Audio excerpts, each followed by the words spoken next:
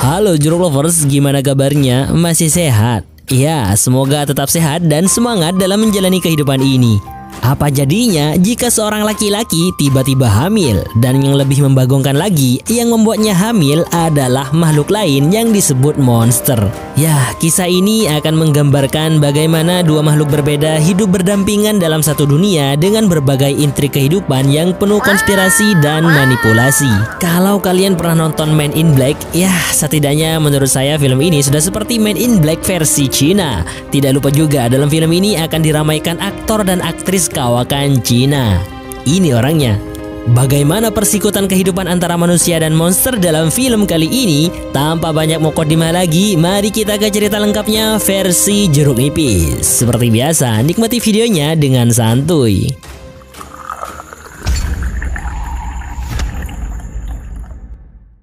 Dikisahkan pada suatu zaman, manusia hidup berdampingan dengan makhluk yang posisinya hampir sama dengan tatanan kehidupan manusia, yaitu monster.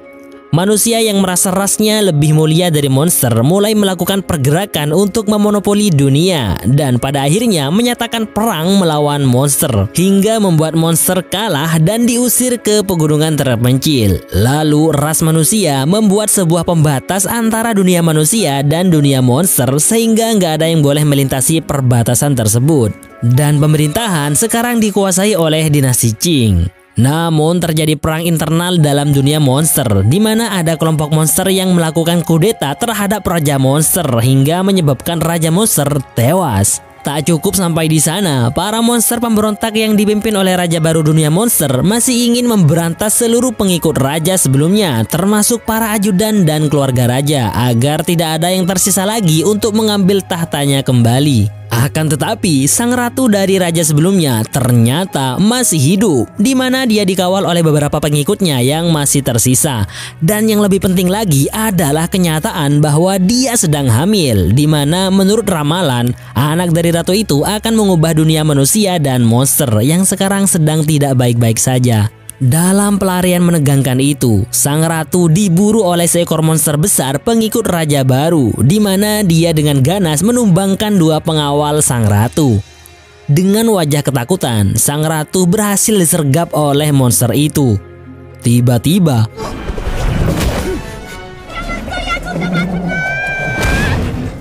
dua monster suami istri bernama Zhu Gao dan Pang Ying datang menyelamatkan. Dalam pelarian, sang ratu yang lagi hamil nggak kuat lagi berlari. Si Pang Ying kemudian mencoba menggunakan jutsu erotis kepada si monster. Tak terima istrinya disyahwati oleh musuh, Zhu Gao pun langsung menampolnya.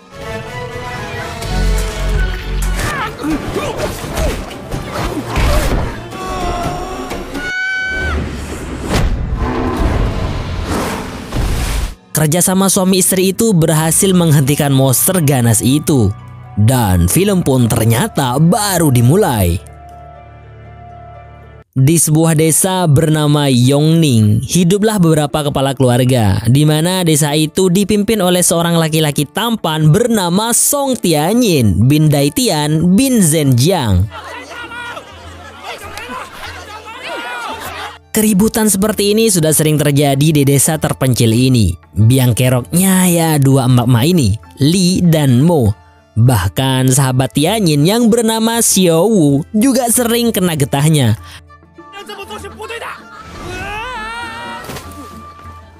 Namun tetap saja setia membantu Tianyin menjahit baju para warga yang sering robek gak jelas. Tianyin tinggal berdua dengan neneknya yang sudah pikun dan mempunyai tabiat aneh.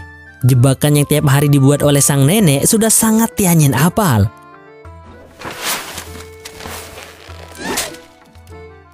Keluarga Marga Song ini adalah keluarga yang secara turun-temurun menjadi pejabat pemerintah dalam bidang perburuan monster, tentunya dengan bakat kungfu dan ilmu tenaga dalam yang luar biasa. Suami nenek ini bernama Song Zhenjiang adalah mantan ketua biro pemburu monster untuk pemerintah. Mereka mempunyai seorang anak laki-laki yang bernama Song Daitian yang tak lain adalah ayah dari Tianyin. yang juga pemburu monster dengan keahlian pedang yang hampir tiada lawan. Nah, malah Tianyin ini yang bisanya cuman masak dan menjahit, jauh berbeda dengan ayah dan kakeknya. Untuk itu, sang nenek selalu mengeluarkan pedang berkarat pusaka keluarga Song, di mana pedang tersebut merupakan pedang sakti pembunuh monster. Setelah itu, sang nenek pamit pergi untuk mencari anaknya, yaitu Dai Tian yang sudah lama menghilang tanpa jejak. Ini yang masih menimbulkan tanda tanya besar bagi Tianyin. Kenapa sang nenek tetap bersikukuh mencari ayahnya yang sudah tega meninggalkannya? Di tempat yang lain yang merupakan sebuah afiliasi negara bernama Biro Pemburu Monster, tempat berkumpulnya para pemburu monster mulai dari tingkat 1 sampai tingkat 5 dan tingkat seterusnya, terlihat seorang ketua biro tersebut sedang memberikan arahan agar menangkap bayi Raja Monster supaya dunia monster akan kacau dan para monster akan kocar-kacir kemana-mana. Sehingga para pemburu monster yang selama ini kurang kerjaan karena sudah jarang monster yang muncul bisa kembali menunjukkan skill mereka yang sesungguhnya. Namun ada sedikit kejanggalan di mana ketua biro yang dipanggil Tuan G itu memiliki kursi yang aneh, bisa bergerak-gerak layaknya makhluk hidup. Nah, kisah menariknya akan segera dimulai dengan bertemunya Tianyin dengan dua orang suami istri yang tingkahnya lumayan aneh, di mana sang istri mencium aroma tubuh Tianyin dengan penuh gairah, membuat sang suami sangat cemburu konyol. Saat mereka berdua diajak ke warungnya Tianyin, kebetulan dia punya usaha warung, ada seorang gadis yang terus memantau dan mengikuti mereka. Lalu si gadis langsung masuk dengan memesan pesanan aneh yang membuat semua yang ada di sana terkejut.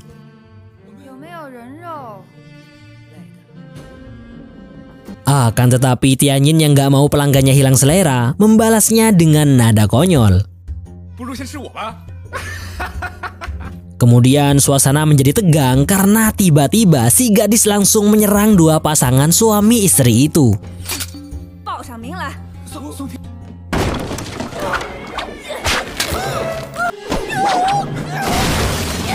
Tak terima istrinya dipukul, sang suami pun ikutan nimbrung menyerang.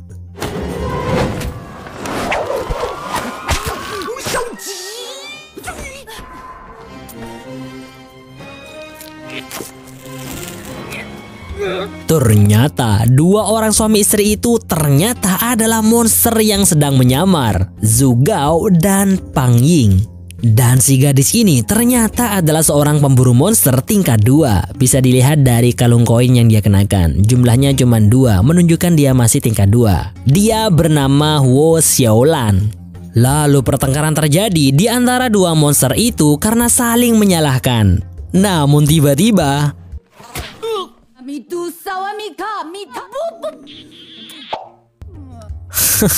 suasana menjadi romantis mendadak. Si gadis yang membiarkan kedua monster itu dari tadi akhirnya langsung menyerang kembali.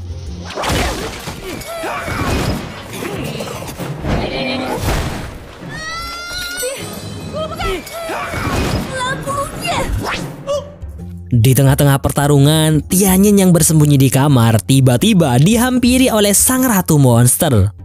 Di mana saat itu juga muncul seorang pria yang tiba-tiba menangkap Zhu Gao dan Pang Ying. Dia juga seorang pemburu monster bernama Luo Gang dengan kalung 4 koin yang menunjukkan tingkatannya di atas Xiaolan. Lalu Tianyin keluar dari kamar karena ditodong oleh sang ratu hingga membuat Luo Gang mengeluarkan perangkapnya. Untungnya dihadang oleh Xiaolan yang mana kemudian sang ratu kabur setelah meludahi Tianyin. Setelah Luo Gang pergi membawa dua monster pengawal ratu, Xiaolan pun memutuskan untuk menginap di rumah Tianyin yang lagaknya sudah kaya si pemilik rumah.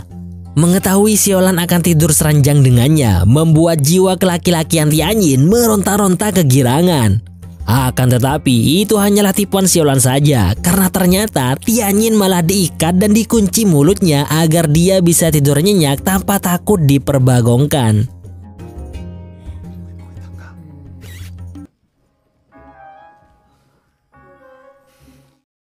Di waktu yang sama, Zhu Gao dan Pang Ying yang sedang dirantai oleh Luo Gang malah melakukan paduan suara dan menyanyi mendendangkan lagu aneh.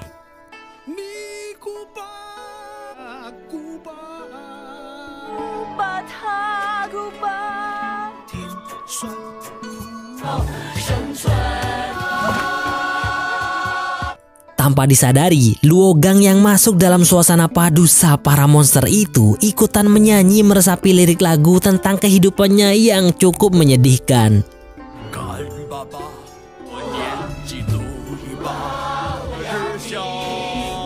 Lalu secara diam-diam sambil bersenandung ria, Zhugao mengambil kunci rantai dari Luogang.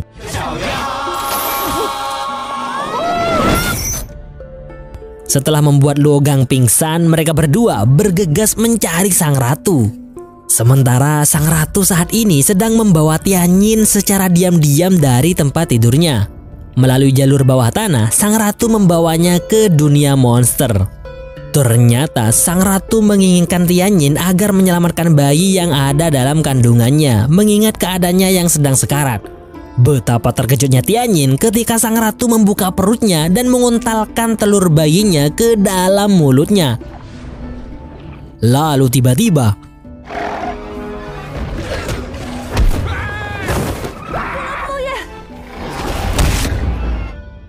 untungnya Xiaolan datang tepat waktu setelah mengetahui ada lubang di samping tempat tidurnya, sehingga mengantarkannya ke tempat ini.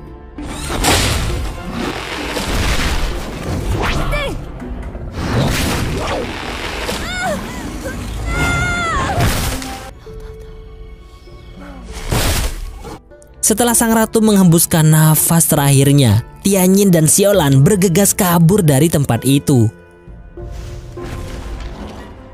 Bagaikan suami istri dengan peran terbalik, Tianyin dan Xiaolan mulai bekerja sama untuk merawat bayi monster dalam perut Tianyin. Meski tujuan Xiaolan adalah untuk menjual bayi pangeran monster tersebut, dan Tianyin juga sudah bersepakat akan hal itu demi keselamatannya. Setelah itu, tanpa diketahui oleh Tianyin, desa Yongning ini tiba-tiba menjadi sepi, tidak seperti biasanya. Bahkan saat dia menemui sahabatnya, Xiao Wu, yang dia temukan malah seekor monster yang mengaku sebagai Xiao Wu. Apa yang sebenarnya terjadi? Ternyata desa tersembunyi itu sudah diketahui oleh Tuan Ge, yang mana ternyata seluruh penduduk desa ini semuanya adalah monster, kecuali Tianyin dan neneknya. Antara percaya dan tidak, Tianyin melihat monster yang mengaku Xiao Wu sedang disiksa oleh salah satu pemburu monster anak buah Tuan Ge. Bahkan Tianyin baru tahu bahwa ternyata seluruh penduduk desa tempat dia tinggal adalah sekumpulan para monster. Dia masih bingung kenapa ayahnya memasrahkan desa yang penuh dengan monster ini kepadanya, dan kenapa neneknya masih saja terus mencari ayahnya. Saat itu juga desa Yongning berubah menjadi lautan api oleh pasukan pemburu monster. Keesokan harinya, Tianyin dan Xiaolan melakukan perjalanan bersama sambil menunggu lahirnya sang bayi pangeran monster. Kemudian tibalah mereka berdua di sebuah warung makan, di mana kehamilan Tianyin yang tidak lazim ternyata membuat selera makannya semakin tinggi. Lalu alangkah terkejutnya Xiaolan saat mengetahui Luogang juga muncul di sana, yang pada akhirnya juga mulai menyadari bahwa bayi pangeran monster yang seandainya dijual harganya selangit itu ada dalam perut Tianyin. Lalu terjadilah penyerangan dari Luogang yang membuat heboh orang-orang.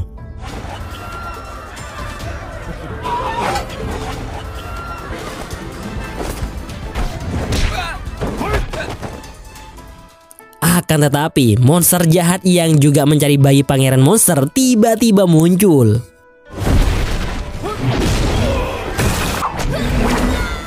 Dengan sedikit tipuan, Xiaolan membuat Luogang berduel dengan monster itu.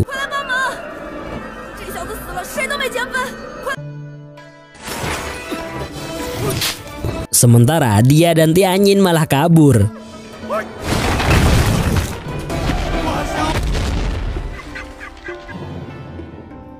Dan sampailah mereka berdua di sebuah penginapan, di mana di sana ternyata sudah ada Zhugao dan Pang Ying yang lagi-lagi menyamar sebagai manusia mengikuti Tianyin. Kemudian saat Tianyin sedang beristirahat sendirian di kamar, Xiaolan bertemu dengan seorang wanita saat dia makan, di mana wanita yang bernama Ying Ying ini adalah istri dari laki-laki kaya bernama Zheng Lao yang sudah lama menantikan seorang anak, namun tak kunjung berbuah. Oleh karena itu, dia dan suaminya berencana untuk pergi ke sebuah restoran elit bernama Heaven, yang katanya sih membuat menu untuk kesehatan dan kesuburan. Sementara itu, Tianyin yang sedang terlelap malah diculik oleh Zhu Gao dan Pang Ying dengan sangat konyolnya.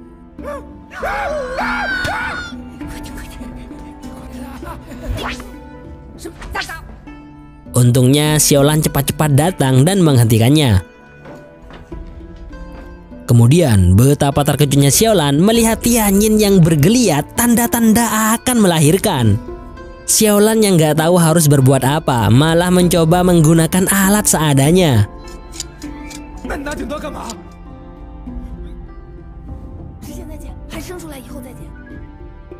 Gerusa-gerusu mereka berdua terdengar oleh Ying Ying dan suaminya yang kebetulan lewat.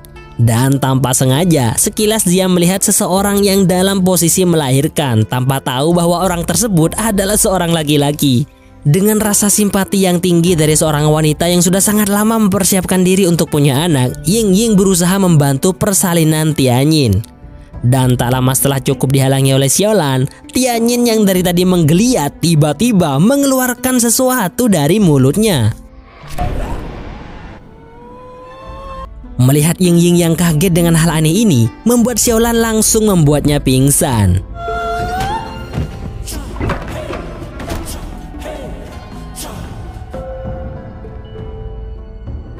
Inilah bayi pangeran monster yang diperebutkan banyak orang. Di saat Xiaolan sibuk mengalihkan perhatian Ying Ying dan suaminya, tanpa sadar anak kecil pemilik penginapan yang selalu dibawa oleh Ying Ying masuk ke kamar dan bermain-main dengan bayi monster.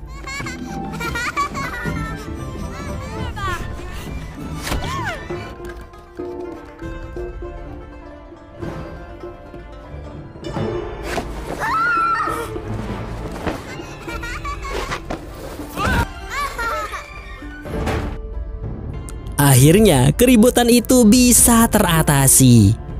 Tanpa disangka, kedua monster yang tersegel itu diselamatkan oleh nenek Tianyin yang lagi-lagi tetap dalam pencarian anaknya, alias ayahnya Tianyin.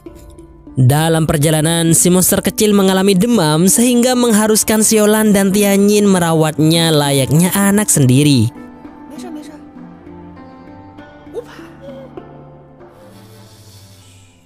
Bersamaan dengan itu, Ying Ying dan suaminya tak sengaja bertemu dengan Luo Gang yang seperti gembel. Melihat kalung koin yang Luo Gang kenakan membuat suami Ying Ying tertarik untuk merekrutnya menjadi pengawal karena tahu bahwa orang dengan kalung koin adalah seorang pemburu monster dengan kemampuan kungfu yang cukup hebat. Semakin hari si monster kecil semakin imut dan lucu, membuat Tianyin dan Xiaolan semakin gemes dan merawatnya layaknya anak sendiri. Meski kadang kelakuan aneh monster kecil ini membuat mereka kewalahan.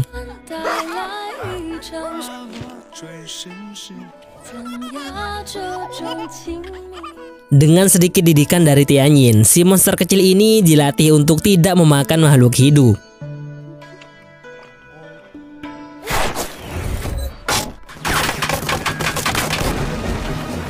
Akan tetapi masih belum lupa sama sekali tujuan utama Xiaolan adalah untuk menjual bayi monster ini, di mana hal itu membuat Tianyin sedih. Namun tetap saja si monster kecil tetap akan dijual. Keesokan harinya mereka berdua tiba di kota bernama Suntian bersama si monster kecil, yang mana di kota inilah restoran Heaven berada. Saat sampai di tempat penjualan, mereka bertemu dengan seorang wanita distributor monster. Kemudian saat si wanita ini menyerahkan sejumlah uang, beralihlah ke pemilikan si monster. Meskipun sebenarnya Xiaolan sedikit ragu untuk melakukan transaksi ini, karena sedikit banyak si monster kecil sudah seperti memiliki ikatan batin yang cukup kuat dengannya, apalagi Tianyin. Akhirnya monster kecil imut itu menangis sedih ditinggal dua orang yang sudah dia kira keluarganya.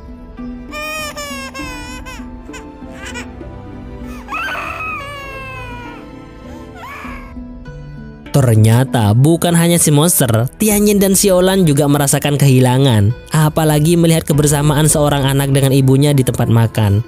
Hingga pada keesokan harinya, saat Xiaolan menemukan sebuah kain yang terselip di ransel Tianyin, barulah mereka sadar bahwa mereka telah melakukan kesalahan besar. Sesegera mungkin mereka berdua kembali ke tempat penjualan monster untuk mengambil kembali si monster kecil. Ternyata si monster kecil sudah nggak ada di sana, melainkan berada di sebuah restoran bernama Heaven.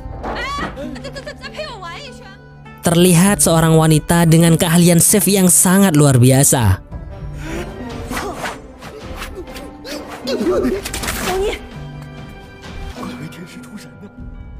Dia adalah kepala koki di restoran Heaven ini. Minyak goreng panas sudah disiapkan untuk menggoreng monster kecil. Namun betapa terkejutnya semua orang saat mengetahui minyak panas itu bagaikan air biasa bagi monster kecil. Nah, di saat yang bersamaan dua orang monster pengawal ratu, Zhu Gao dan Pang Ying, datang ke restoran Heaven ini. Dan ternyata para bangsawan juga datang ke restoran ini untuk menikmati hidangan monster yang katanya sangat bagus untuk kesehatan. Ying Ying dan suaminya juga sudah ada di sini bersama pengawal barunya yang tak lain adalah Luo Gang, di mana Pang Ying sangat terkejut melihat orang yang dulu pernah menangkapnya. Untung saja penampilannya sebagai manusia tidak diketahui oleh Luo Gang sang pemburu monster. Kemudian Tianyin dan Xiaolan akhirnya memasuki area restoran meskipun mengalami sedikit kesulitan. Di saat para tamu kalangan bangsawan sedang sabar menunggu menu spesial restoran ini yang tak lain adalah pangeran monster kecil, di dapur malah terjadi kekacauan, di mana ternyata si monster kecil memiliki fisik yang sangat luar biasa, beda dengan para monster yang lain.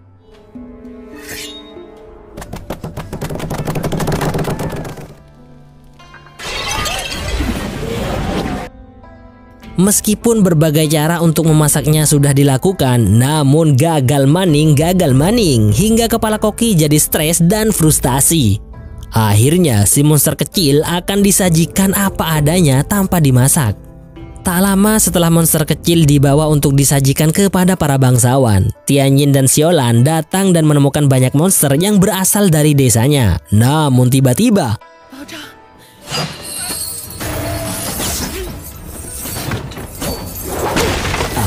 seorang pemburu monster datang menyerang. Melihat levelnya lebih tinggi dari Xiaolan, dia pun memutuskan untuk kabur.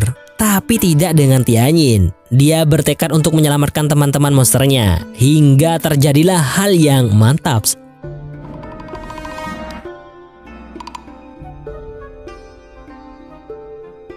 Lalu pertarungan pun semakin memanas.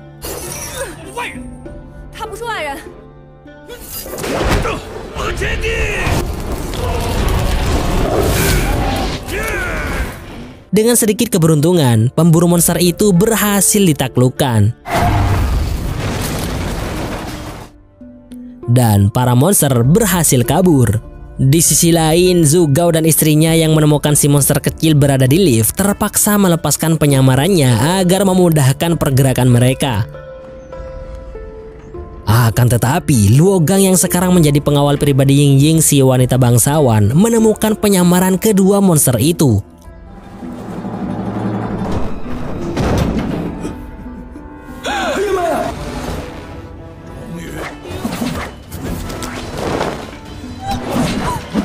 Pertarungan dalam ruangan sempit itu berlangsung cukup menegangkan. Hingga akhirnya Luo Gang terjatuh. Lalu tanpa diduga, Luo Gang yang gak berdaya sementara akan ada benda besar menimpanya diselamatkan oleh dua monster konyol itu.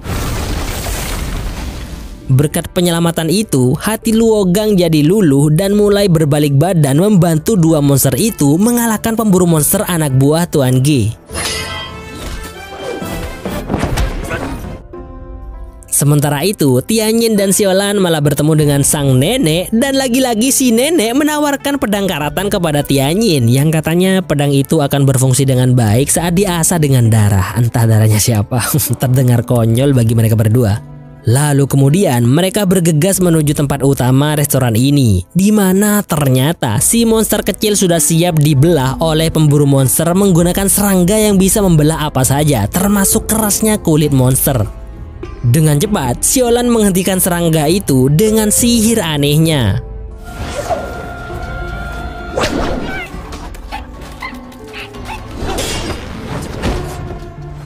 si monster kecil pun akhirnya bisa dilepaskan. Namun Xiaolan harus tertangkap pemburu monster anak buah Tuan Ge. Kemudian betapa kagetnya semua orang saat muncul seorang nenek-nenek yang tak lain adalah neneknya si Tianyin. Di mana yang paling membuat terkejut sekaligus takut Tuan Ge adalah kalung yang dikenakannya, yaitu koin yang berjumlah 10 biji. Yang mana dalam dunia pendekar pemburu monster hanya orang-orang tertentu saja yang bisa mencapai level 10. Saat ditanya jati dirinya oleh Tuan Ge, sang nenek malah menjawab kehebatan suami dan anaknya. Lagi-lagi si nenek memang selalu berbuat konyol karena ternyata 10 koin itu bukanlah miliknya, melainkan milik suami dan anaknya.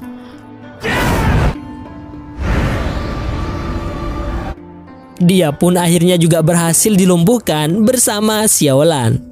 Melihat sang nenek dan wanita yang baru saja menjadi kekasihnya terancam, akhirnya Tianyin keluar dengan membawa si monster kecil. Akan tetapi yang dilakukannya ternyata adalah menembaki Tuan Ge dan anak buahnya menggunakan mulut si monster kecil.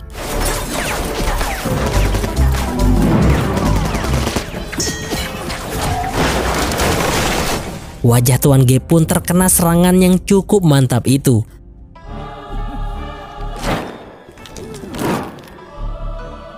Nah, dari sini terungkap sebuah fakta bahwa Tuan Ge ini sebenarnya adalah monster yang menyamar sebagai manusia dengan banyak lapisan agar tidak diketahui identitas aslinya.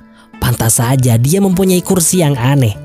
Lalu dia pun membesar dan mengamuk.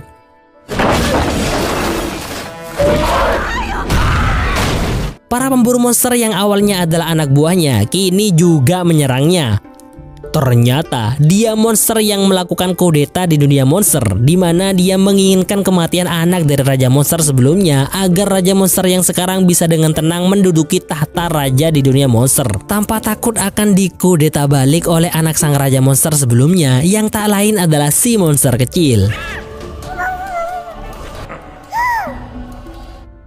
Saat semua pendekar kewalahan menghadapi sang monster, tiba-tiba sang nenek menghampiri Tianyin dan memberikannya pedang berkarat warisan keluarga.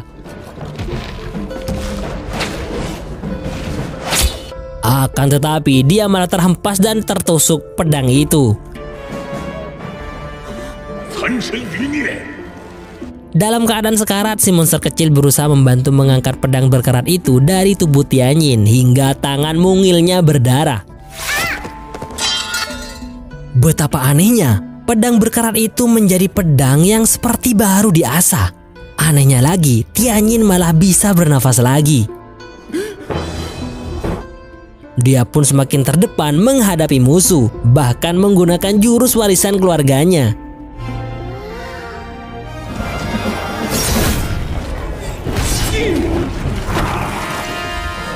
Dan akhirnya monster itu pun berhasil dikalahkan. Bersamaan dengan itu, Luo Gang juga berhasil mengalahkan pemburu monster anak buah Tuan Ge.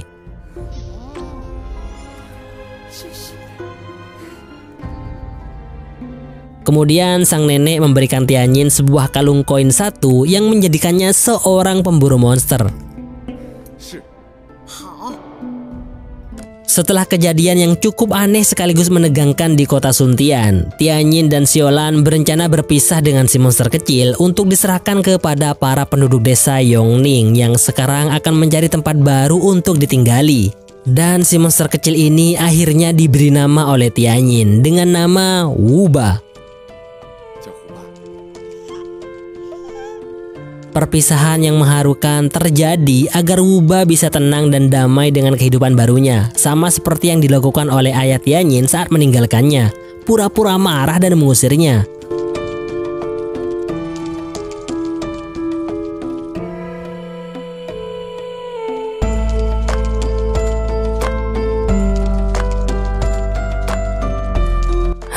Selanjutnya, Tianyin dan Xiaolan akan berkelana memberantas para monster jahat sekaligus mencari keberadaan ayah dari Tianyin yang meninggalkannya tanpa tahu apa yang sebenarnya terjadi. Wuba akan menjalani kehidupan bersama para monster penduduk desa Yongning di tempat yang baru.